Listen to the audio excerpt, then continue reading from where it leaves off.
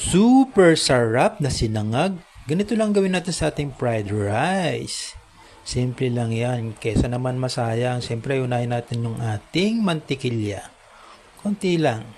Huwag niyong lakasan ng apoy din. Sunod yung bawang. Pag nag-brown na, sunod na yung kanin.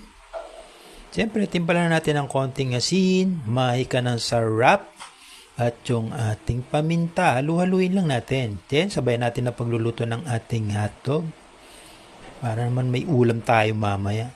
Siyempre, lagyan na rin natin ng toyo ng misis nyo yung ating sinangag. Para mas malasa.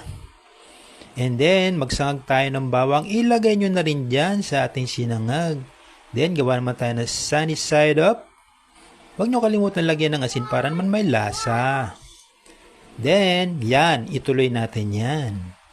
At ilagay natin sa sinangag. Yan, durugin nyo na lang. Oh, ang dami na nasahog niyan. Kulang pa yan, dagdagan pa natin ng hiniwang hotdog.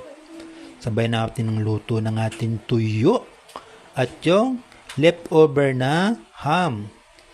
Halo na rin natin sa ating sinangag. Diba, super sarap? Ano pa hinihintay? Chibugan na!